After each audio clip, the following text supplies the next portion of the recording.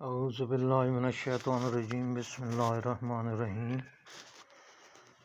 ایک سوال پوچھا گیا تھا کہ ملٹی ورس کے حوالے سے قرآن کیا کہتا ہے۔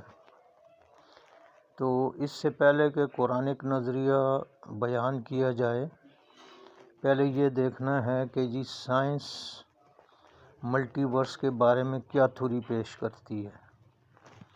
تو اس حوالے سے سائنس کہتی ہے کہ multiverse theory suggest that our universe with all its hundreds of billions of galaxies and almost countless stars spanning tens of billions of light years may not be the only one. Instead, there may be an entirely different universe distantly separated from ours, and another. تو یہ multi ورس کی theory ہے جو یہ کہتی ہے کہ ہماری جو کائنات ہے جس میں بلینز آف گلیکسیز ہیں اور بے شمار سٹارز ہیں اور جو بلینز آف لائٹ ایئرس پر پھیلی ہوئی ہے، ہو سکتا ہے کہ یہ اکیلی ایک یونیورس نہ ہو بلکہ اس سے علیحدہ اور بھی بہت سی یونیورسز ایگزسٹ کرتی ہوں۔ اسی طرح لیولز آف ملٹی ورس کے حوالے سے 4 لیولز بتائے جاتے ہیں سائنس میں۔ لیول 1 پہ یہ ہے کہ an extension of our universe. Level 2 میں universes with different physical constants. Level 3 میں many worlds interpretation of quantum mechanics. اور لیول 4 ہے ultimate ensemble. How does the multiverse theory work? The multiverse theory is a scientific model that describes all of existence as a collection of multiple universes that exist in parallel in higher dimensions or other regions of space beyond our own observable cosmos. تو یہ science جو ہے اس کے بارے میں بتاتی ہے اور یہ نیٹ پر اویلیبل ہے، جیسے wikipedia.org اگر آپ دیکھیں، اور اسی طرح lifescience.com ملٹی اگر آپ دیکھیں، اور history-computer.com ملٹی۔ تو یہ وہ ویب سائٹس ہیں جہاں پہ آپ کو یہ تینوں پوائنٹس مل جائیں گے جو میں نے بیان کیے ہیں۔ جب ہم سائنس کی ملٹی ورس تھیوری کو دیکھتے ہیں تو اس میں بنیادی نظریہ پیش کیا گیا ہے کہ کائنات ایک سے زیادہ ہو سکتی ہیں یا عالم ایک سے زیادہ ہو سکتے ہیں۔ بنیادی نظریہ یہی ہے۔ لہٰذا جب ہم قرآن سے اس کو کمپیئر کریں گے، موازنہ کریں گے، تو بنیادی نظریے کی مماثلت یعنی سملیرٹی دیکھی جائے گی۔ تفصیل سائنس کی اور قرآن کی مختلف ہو سکتی ہے۔ مثلاً سائنس ہو سکتا ہے یہ کہے کہ ہاریزنٹل پلین میں مختلف کائناتیں وجود رکھتی ہیں، اور قرآن یہ کہے کہ ورٹیکل پلین میں مختلف کائناتیں وجود رکھتی ہیں۔ اس سے مماثلت نظریہ پر کوئی اثر نہیں پڑتا۔ بنیادی نظریہ وہی رہے گا کہ کائناتیں ایک سے زیادہ ہیں۔ اسی طرح ہو سکتا ہے کہ سائنس یہ کہے کہ مادی حیثیت سے کائناتیں ایک سے زیادہ ہیں، اور اسلام یہ کہے کہ کثافت سے لطافت یعنی سٹیلٹی، کوارسٹی ٹو سٹیلٹی کی جانب ایک سے زیادہ کائناتیں یا عالم موجود ہیں۔ اسی طرح سائنس کائنات کے لیے یا بلیک ہول کے لیے ایک اصطلاح ٹرمنالوجی استعمال کرتی ہے، اور قرآن جو ہے دوسری اصطلاح یا ٹرمنالوجی استعمال کر سکتا ہے۔ تو ہم نے دونوں اصطلاحوں کا بنیادی نظریہ یا بیسک کنسیپٹ دیکھنا ہوتا ہے۔ اگر دونوں میں مماثلت ہے بیسک کنسیپٹ کی، تو پھر ہم کہہ سکتے ہیں کہ قرآن نے بھی اس سائنسی نظریے کو بیان کیا ہوا ہے۔ مثلاً سائنس کا ایک نظریہ بلیک ہول کہلاتا ہے، اور اس نظریے کے تحت کوئی بھی چیز بلیک ہول کی کشش سے، اٹریکشن سے باہر نہیں نکل سکتی، اور اگر کوئی بھی ستارہ یا سیارہ بلیک ہول کے پاس جائے گا تو وہ اس کے اندر چلا جائے گا یا اس کے اندر گر جائے گا۔ اب قرآن سورہ واقعہ جو کہ 56 سورہ ہے، اس کی آیت 75 اور 76 میں بیان کرتا ہے، فَلَا أُقْسِمُ بِمَوَاقِعِ النُّجُومِ وَإِنَّهُ لَقَسَمٌ لَوْ تَعْلَمُونَ عَظِيمٌ۔ پس نہیں قسم کھاتا ہوں میں ستاروں کے مواقع کی۔ یہ مواقع جو ہے موقع کی جمع ہے، اور اگر تم سمجھو تو یہ ایک عظیم قسم ہے۔ اب قرآن نے ستاروں کے مواقع کی قسم کھائی ہے۔ مواقع موقع کی جمع ہے۔ جب ہم عربی ڈکشنری میں اس کا مطلب دیکھتے ہیں تو اس کا مطلب لکھا ہوا ہے کہ جہاں ستارے گرتے ہیں، یعنی ستاروں کے گرنے کا مقام۔ اب چونکہ اس کا بنیادی نظریہ بلیک ہول سے ملتا ہے تو ہم کہہ سکتے ہیں کہ قرآن میں بلیک ہول کا نظریہ پہلے سے موجود تھا۔ اب چونکہ قرآن نے اس کے لیے مواقع النجوم کی اصطلاح استعمال کی ہے، اور وہ اصطلاح استعمال نہیں کی جو سائنس نے کی ہے، تو صرف اصطلاح مختلف ہونے کی وجہ سے ہم یہ نہیں کہہ سکتے کہ قرآن میں یہ نظریہ موجود ہی نہیں تھا۔ اسی طرح سائنس کی ایک تھیوری ریلیٹیوٹی آف ٹائم کی ہے۔ سائنس نے ٹائم کی ویلیو مختلف سیاروں پر، مختلف جگہوں پر، مختلف حالات میں مختلف ہوتی ہے۔ یہ بنیادی نظریہ ہے ریلیٹیوٹی کا۔ اب قرآن اس کے لیے ریلیٹیوٹی کی یا اضافیت کی اصطلاح استعمال نہیں کرتا، مگر ٹائم کی ویلیو مختلف جگہوں پر، مختلف عالم میں، مختلف مخلوقات کے لیے مختلف ہوتی ہے۔ یہ بنیادی نظریہ قرآن میں 14 صدیوں سے موجود چلا آ رہا ہے۔ جیسے کہ سورہ حج کی آیت 47 میں ارشاد ہوتا ہے، وَإِنَّ يَوْمًا عِندَ رَبِّكَ كَأَلْفِ سَنَةٍ مِّمَّا تَعُدُّونَ۔ یہ سورہ حج کی آیت نمبر 47 ہے، اور سورہ حج جو ہے 22 نمبر سورہ ہے۔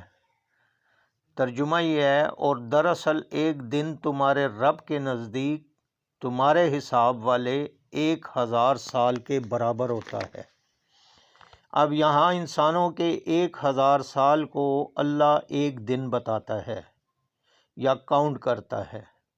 اسی لیے سورہ اعراف کی آیت نمبر 54، سورہ یونس کی آیت 31، سورہ ہود کی آیت 7، سورہ فرقان کی آیت 59، سورہ سجدہ کی آیت 4، سورہ قاف کی آیت 38 اور سورہ حدید کی آیت نمبر 4 میں تخلیق ارض و سما کے حوالے سے جو 6 دنوں کا ذکر ہے، ان کو یہ انسانی دن سمجھنا غلط ہے۔ وہاں ترجمہ ایام کیا جاتا ہے، لیکن سورہ حج کی آیت 47 سے ہمیں یہ معلوم ہوا کہ ایک یوم یا دن 1000 سال کے برابر بھی ہو سکتا ہے۔ تو کیا یہ نظریہ اضافیت وقت نہیں ہے؟ ظاہری بات ہے کہ اضافیت وقت اسی کو کہتے ہیں۔ اسی طرح سورہ معارج کی آیت نمبر 4 میں ارشاد ہوتا ہے، تعرج الملائکۃ والروح الیہ فی یوم کان مقدارہ 50,000 سنۃ۔ ملائکہ اور روح القدس اللہ کی طرف عروج کرتے ہیں، چڑھ کر جاتے ہیں ایک ایسے دن میں جس کی مقدار 50,000 سال ہے۔ اب یہاں ایک دن انسانی 50,000 سالوں کے برابر بتایا گیا ہے، اور یہاں ملائکہ اور انسان 2 مخلوقات کے ٹائم کی اضافیت بیان کی گئی ہے، جس سے معلوم ہوتا ہے کہ مختلف مخلوقات کے لیے ٹائم کی ویلیو مختلف ہے۔ اب سائنس جب اس حقیقت کو اپنے سائنسی طریقے سے بیان کرتی ہے تو سائنس اس کو ریلیٹیوٹی کہتی ہے۔ بعض سائنسی حلقوں کے لوگ یہ اعتراض کرتے ہیں کہ یہ مسلمان ویسے ہی کہہ دیتے ہیں کہ یہ تھیوری فلاں تھیوری قرآن میں پہلے سے موجود تھی، تو ان کا اعتراض یہ ہے کہ پھر مسلمانوں نے وہ پیش پہلے کیوں نہیں کی؟ مسلمان زبردستی سائنسی تھیوریز کو قرآن میں فٹ کرنے کی کوشش کرتے ہیں۔ یہ اعتراض کچھ خاص تعلیمی پہلو نہ سمجھنے کی وجہ سے پیدا ہوتا ہے۔ ایک چیز تو میں بیان کر چکا کہ سائنس ایک حقیقت کو یا تھیوری کو اپنی زبان میں بیان کرتی ہے، اپنی اصطلاح میں، ٹرمینالوجی میں بیان کرتی ہے، اور قرآن اس کو اپنی زبان میں یا اصطلاح میں بیان کرتا ہے۔ ہم نے بنیادی نظریے کی مماثلت دیکھنی ہوتی ہے، نہ کہ ظاہری اصطلاح کی تفریق۔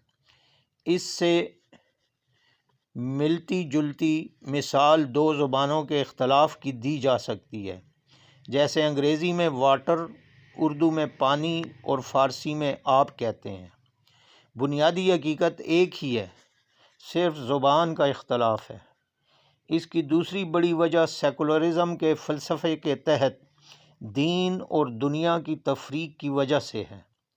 اس فلسفے کے تحت دینی تعلیم اور دنیاوی تعلیم کو جدا کر دیا گیا۔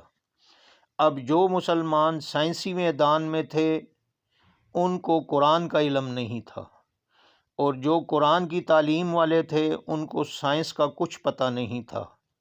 اگر البیرونی یا ابن الہیثم یا جابر بن حیان کو قرآن کا علم ہوتا تو وہ آئنسٹائن سے 8 صدیاں پہلے theory of relativity of time پیش کر چکے ہوتے، یا گیلیلیو اور کاپرنیکس سے پہلے زمین، چاند، سورج اور تمام سیاروں کی حرکت کا تصور پیش کر چکے ہوتے، کیونکہ بہت سے سائنسی نظریات قرآنی آیات میں بیان کیے گئے ہیں۔ لیکن مسلمان سائنسدانوں نے نہ اس وقت قرآن سے ہدایت حاصل کی، نہ آج حاصل کر رہے ہیں، اور آج بھی مسلمان جب سائنس کا علم حاصل کرتے ہیں تو نتیجتاً دہریت کا شکار ہو جاتے ہیں، کیونکہ ان کو دین کا اتنا علم نہیں ہوتا کہ وہ سائنسی نظریات کے سامنے ٹھہر سکیں، اور پھر یہ پڑھے لکھے مسلمان دہریت میں جا کر وہی مغربی نظریات کے مبلغ بن جاتے ہیں، پرچارک بن جاتے ہیں، اور انہی کی تبلیغ کرتے ہیں۔ تو یہ دو وجوہات ہیں ان لوگوں کے جواب میں جو یہ کہتے ہیں کہ اگر یہ تھیوری قرآن میں تھی تو مسلمانوں نے پیش کیوں نہیں کی۔ تو ان کی تسلی کے لیے میں یہاں قرآن کی بنیاد پر ایک دو تھیوریاں پیش کرتا ہوں۔ سورہ نحل کی آیت 15 میں ارشاد ہوتا ہے، وَأَلْقَىٰ فِي الْأَرْضِ رَوَاسِيَ أَن تَمِيدَ بِكُمْ وَأَنْهَارًا وَسُبُلًا لَعَلَّكُمْ تَهْتَدُونَ، اور رکھ دیے اس نے زمین میں پہاڑوں کے لنگر کہ کہیں ڈھلک نہ جائے تمہیں لے کر، اور جاری کر دیے دریا اور بنائے راستے تاکہ تم راہ پاؤ۔ اس آیت کے علاوہ سورہ انبیاء کی آیت 31 اور سورہ لقمان کی آیت 10 میں بھی یہی مضمون بیان ہوا ہے۔ ان آیات کی بنیاد پر میں یہ تھیوری پیش کرتا ہوں کہ یہ پہاڑ جو ہیں ٹیکٹونک پلیٹ کا بیلنس قائم رکھنے کے لیے میتھمیٹیکلی لوکیٹڈ ہیں۔ ان کو سارا حساب کتاب کر کے لگایا گیا ہے تاکہ ٹیکٹونک پلیٹس کسی ایک طرف ڈھلک نہ جائیں، اور جو کرۂ ارض کا خلا میں 23 ڈگری کا ٹلٹ ہے وہ بھی انہی پہاڑوں کی وجہ سے ہی قائم ہے۔ اب کوئی سائنسدان اگر اس حوالے سے تحقیق کرے گا تو وہ اس تھیوری کو ویریفائی یا ڈی ویریفائی کر سکتا ہے۔ تو یہ تھیوری ابھی تک پیش نہیں کی گئی کہ یہ پہاڑ جو ہے میتھمیٹیکلی لوکیٹڈ ہیں اور ان کا کیا مقصد ہے، تو وہ میں نے ابھی سائنسدانوں سے پہلے یہ تھیوری بیان کر دی ہے تاکہ مستقبل میں آنے والے سائنسدان جب یہ تھیوری پیش کریں اور اپنی سائنٹیفک ٹرمنالوجی میں بیان کریں تو ان کے لیے یہ ثبوت رہے کہ یہ تھیوری قرآن کی بنیاد پر پہلے سے پیش کر دی گئی ہے۔ اسی طرح سورہ حجر کی آیت نمبر 14-15 میں ارشاد ہوتا ہے، وَلَوْ فَتَحْنَا عَلَيْهِمْ بَابًا مِّنَ السَّمَاءِ فَظَلُّوا فِيهِ يَعْرُجُونَ لَقَالُوا إِنَّمَا سُكِّرَتْ أَبْصَارُنَا بَلْ نَحْنُ قَوْمٌ مَسْحُورُونَ۔ اور اگر کہیں کھول دیتے ہم ان پر کوئی دروازہ آسمان کا اور وہ دن دہاڑے اس پر چڑھنے لگتے، تب بھی ضرور کہتے کہ ہماری آنکھوں پر خمار بھر گیا ہے، نہیں بلکہ ہم لوگوں پر جادو کر دیا گیا ہے۔ تو آسمان کے دروازوں کا ذکر سورہ اعراف کی آیت نمبر 40 میں اور سورہ قمر کی آیت نمبر 11 میں بھی دوسرے کنٹیکس میں کیا گیا ہے۔ اب ان آیات کی بنیاد پر میں یہ تھیوری پیش کرتا ہوں سائنس سے پہلے کہ یقیناً آسمان میں ایسے دروازے موجود ہیں جو ہمیں نظر نہیں آتے مگر وہ موجود ہیں، اور ان کو کھول کر آسمان پر چڑھا جا سکتا ہے۔ لیکن آسمان تو اتنا دور نظر آتا ہے، اس کا مطلب یہ ہے کہ آسمان کی بناوٹ جس طرح ہمیں نظر آتی ہے ویسی نہیں ہے، بلکہ کسی اور طرح ہے، جس میں آسمان کا دروازہ زمین پر کھل سکتا ہے۔ لہٰذا ہمیں جو نظر آ رہا ہے وہ سراب ہے، مراج ہے یا ایلوژن ہے، یعنی ظاہری بناوٹ اور ہے اور حقیقی بناوٹ اور ہے، اور ہمارے جو 5 سینسز ہیں وہ ہمیں اصل بناوٹ نہیں دکھاتے بلکہ ایلوژن والی، سراب والی بناوٹ بتاتے ہیں۔ اب آنے والے وقتوں میں جب سائنس ترقی کرے گی تو وہ ان دروازوں کا سراغ لگا لے گی۔ یہ دروازے ہو سکتا ہے الیکٹرو میگنیٹک فیلڈ کے ہوں یا چھپے ہوئے گیپس ہوں جو خاص اینگل سے یا خاص ڈیوائس سے نظر آتے ہوں، کیونکہ بعض دفعہ ایسا ہوتا ہے اگر آپ پہاڑوں میں بھی جائیں کہ اگر آپ ایک اینگل پر ہیں تو وہ گیپ نظر نہیں آئے گا، اور جب آپ دوسرے اینگل سے دیکھتے ہیں تو وہ پہاڑوں کا وہ گیپ نظر آ جاتا ہے۔ تو جو اینگل آف آبزرویشن ہوتا ہے اس سے بھی بڑا فرق پڑتا ہے۔ تو یقیناً آسمان میں ایسے دروازے موجود ہیں جو ایک خاص اینگل آف آبزرویشن سے یا ایک خاص ڈیوائس سے یا ایک خاص فریکوینسی سے نظر آ سکتے ہیں، اور یہ تھیوری ابھی تک سائنس نے پیش نہیں کی ہے۔ یہ تھیوری قرآن کی بنیاد پر میں سائنس سے پہلے پیش کر رہا ہوں تاکہ یہ تاریخ میں ریکارڈ موجود رہے، اور آنے والے وقتوں میں جب سائنسدان یہ تھیوری پیش کریں اپنی اصطلاحوں میں تو ان کو معلوم ہو کہ یہ تھیوری قرآن کی بنیاد پر پہلے سے پیش کر دی گئی ہے۔